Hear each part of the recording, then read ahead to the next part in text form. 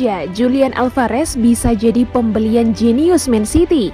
Manchester City merekrut dua penyerang baru untuk mengarungi musim 2022-2023 mendatang, Erling Haaland dan Julian Alvarez.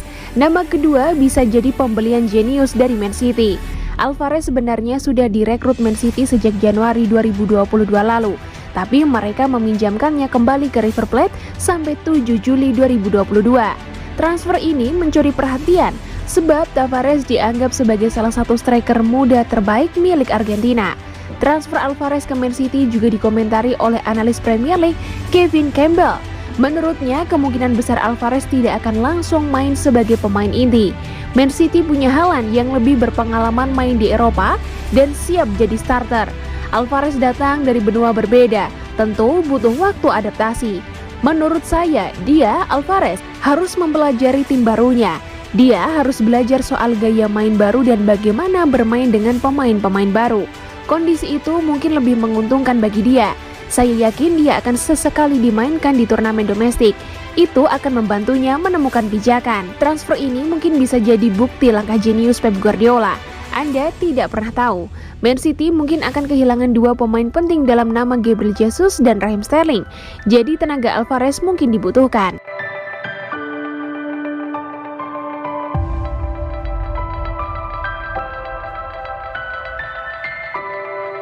Ikut jejak Man United, Man City juga pantau situasi Kroos di Real Madrid.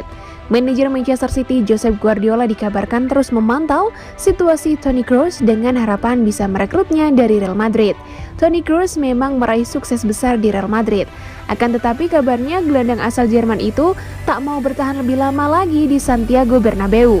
Kabar ini diklaim oleh Ser Deportivos. Laporan itu membeberkan apa alasan Kroos tak mau bertahan di Madrid lebih lama lagi. Ia disebut tak mau jadi beban bagi Madrid. Kroos sendiri bakal berusia 33 tahun musim depan. Sekarang ini Madrid juga punya sejumlah gelandang muda. Selain Federico Valverde, ada Eduardo Camavinga dan juga yang terbaru Aurelian Tchouameni. Sekarang Manchester United tidak sendirian. Kabarnya Manchester City juga tengah memantau situasi Toni Kroos di Real Madrid. Kabar ini disampaikan oleh Todo Villages. Laporan itu mengklaim Josep Guardiola sangat paham dengan situasi Kroos di Madrid. Ia pun disebut tertarik untuk merekrutnya ke Man City. The Citizen pun bisa merekrutnya dengan harga terjangkau. Laporan itu mengklaim Madrid siap melego Kroos dengan harga hanya 20 juta euro saja. Tapi bisa saja harganya turun drastis menjadi cuma 10 juta euro saja. Guardiola memang pernah bekerja sama dengan Kroos. Keduanya bersua saat masih di Bayern Munchen.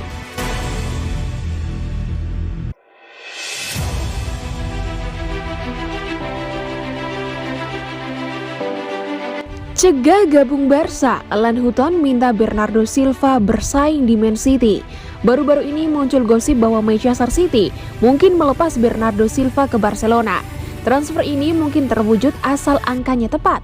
Kabarnya Silva jadi salah satu pemain yang disukai Xavi. Barca memang sedang dalam proses pengembangan skuad. Pemain seperti Silva akan sangat membantu. Situasinya ini juga mencuri perhatian analis Premier League Alan Hutton. Menurut Hutton, tidak masuk akal bahwa Silva berkata ingin meninggalkan Man City. Memang menit bermainnya mulai berkurang, tapi bukan berarti dia tidak bisa bersaing. Duduk di sana dan berkata bahwa Anda membutuhkan tantangan baru atau ingin hengkang sungguh tidak masuk akal. Menurut saya dia lebih dari mampu untuk terus bermain di Man City. Tentu akan ada pemain-pemain baru, pembelian baru yang akan mendesak Anda. Namun saya kira dia lebih dari mampu mengatasi itu di level tinggi ini sampai beberapa tahun ke depan. Saya ingin melihat dia bertahan di liga ini dan saya suka menonton sepak bolanya. Segalanya mudah bagi dia, jadi saya berharap dia bertahan. Mungkin dia memandang dirinya membutuhkan kesempatan baru di luar negeri atau kembali ke rumahnya, Portugal. Tapi saya ingin dia bertahan.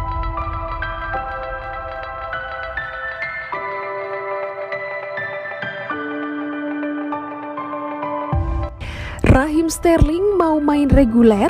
Jangan pindah ke Chelsea dong.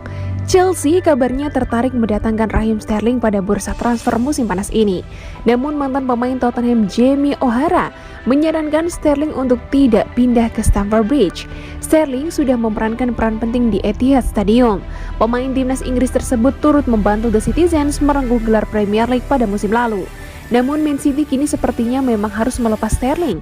Pasalnya, Josep Guardiola sudah mendatangkan Erling Haaland dan Julian Alvarez untuk memperkuat lini serangnya. Chelsea menjadi salah satu klub yang tertarik menampung Sterling. The Blues bahkan sudah melayangkan penawaran kepada Manchester City untuk merekrut Sterling.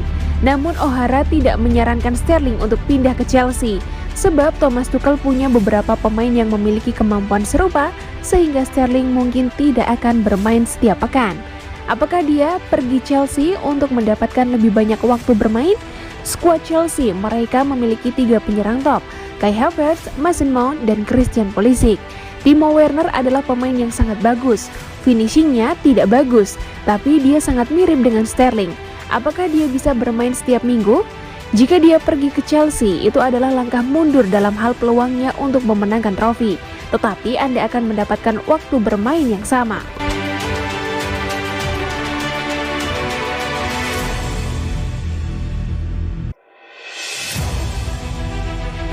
Sergio Aguero kenang momen gol terbaik dalam hidupnya.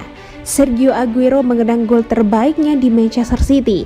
Ini penjelasan dari mantan pesepak bola asal Argentina itu. Aguero bermain untuk Man City pertama kali pada musim 2011-2012 setelah diboyong dari Atletico Madrid. Kehadirannya langsung membawa The Citizens meraih gelar juara Liga Inggris. Man City mengunci gelar juara pada pekan terakhir melawan QPR. Sempat tertinggal, Man City akhirnya menang 3-2 dan ditentukan oleh gol Aguero di detik-detik akhir. Setelah gol itu saya sangat senang, tapi saya agak kaget. Saya tidak ingat apa-apa segera setelah itu. Tetapi ketika itu memikirkannya lagi, saya menyadari bahwa saya telah mencetak gol terbaik dalam hidup saya. Biasanya ketika saya masih muda, ketika saya mencetak gol, saya selalu melepas baju saya dan mengibaskannya di kepala saya. Jadi ketika saya mencetak gol itu wajar.